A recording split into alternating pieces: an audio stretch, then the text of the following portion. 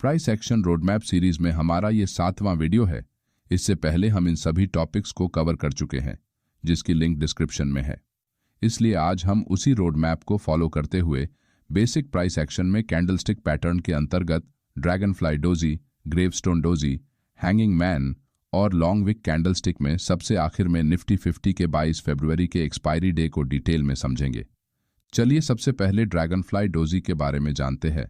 Dragonfly doji एक single candlestick pattern है जिसमें एक ही कैंडल होती है।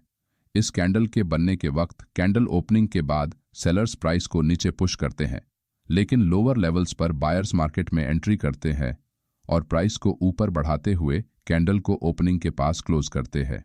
इसका मतलब यहां सेलर्स प्राइस को नीचे रखने में फेल हो गए हैं और बायर्स सेलर्स पर भारी पड़ रहे हैं, जिससे चार्ट पर लॉन्ग लोअर विक के साथ ड्रैगनफ्लाई डोजी एक ड्रैगनफ्लाई जैसे दिखने वाली कैंडल बनती है।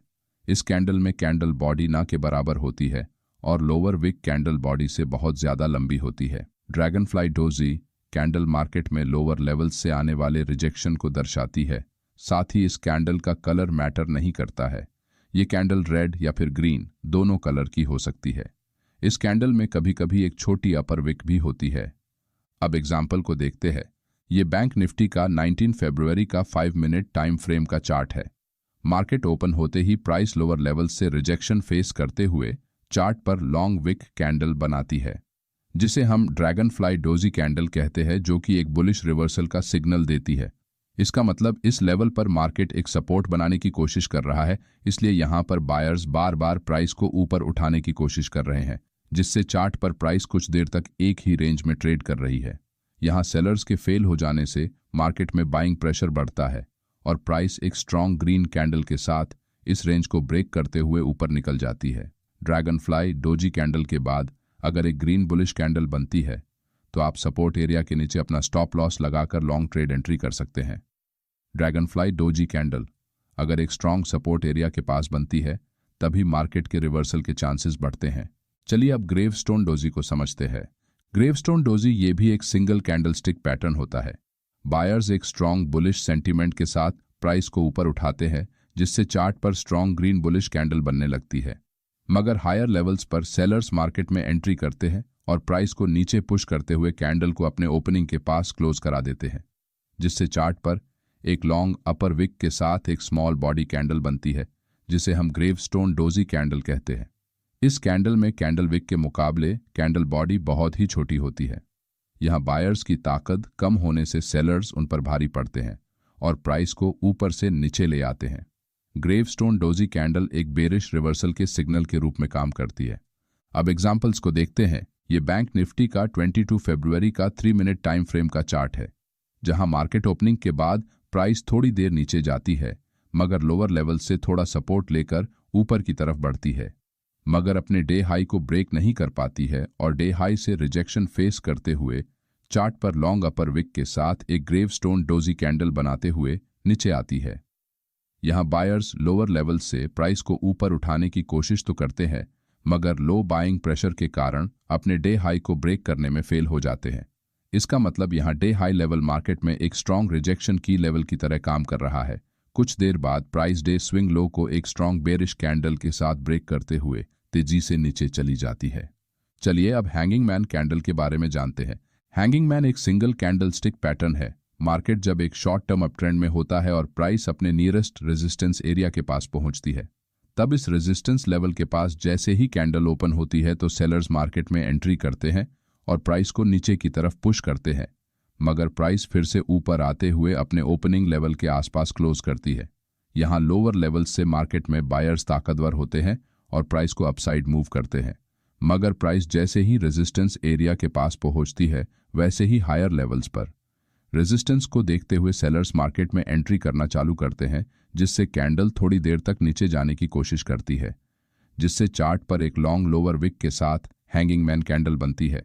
यहां मार्केट अपना पुराना बुलिश मोमेंटम कंटिन्यू करने में फेल हो जाता है, जिस कारण रेजिस्टेंस लेवल का ब्रेकआउट नहीं होता और सेलर्स धीरे धीरे सेलिंग स्टार्ट करते हैं, जिससे नेक्स्ट कैंडल लोअर लेवल्स पर क्लोज करती है, जिससे बायर्स डर जाते हैं और अपना प्रॉफिट बुक करने लगते हैं, जिससे हायर लेवल्स पर सेलिंग प्रेशर बढ़ता है और प्राइस जैसे ही हैंगिंग मैन कैंडल के लो को ब्रेक करती है वैसे ही तेजी से नीचे चली जाती है। यहाँ हैंगिंग मैन कैंडल के हाई के ऊपर या फिर रेजिस्टेंस लेवल के थोड़ा ऊपर आप स्टॉप लॉस प्लेस करते हुए शॉर्ट ट्रेड में एंट्री कर सकते हैं। मल्टीपल लॉन्ग विक कैंडल्स कैसे ट्रेड करते हैं, चलिए जानते हैं।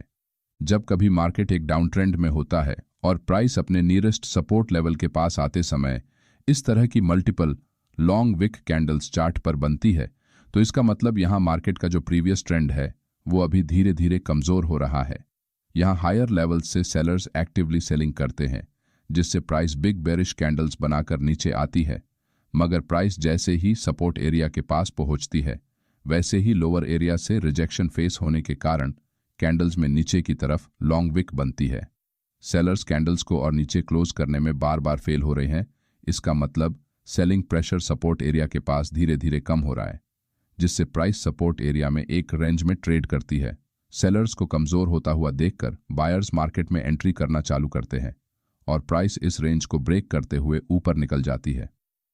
उदाहरण के तौर पर अगर हम निफ्टी 50 का 22 फरवरी के एक्सपायरी डे का 5 मिनट टाइम फ्रेम का चार्ट देखेंगे तो यहाँ प्राइस दिन के शुरुआत में बिग बेरिश रेड कैंडल्स को बनाते हुए नीचे जाती है, लेकिन 10 बजे के बाद मार्केट में कैंडल्स का साइज छोटा होता जाता है और कैंडल्स में नीचे की तरफ लॉन्ग विक बनने लगती है।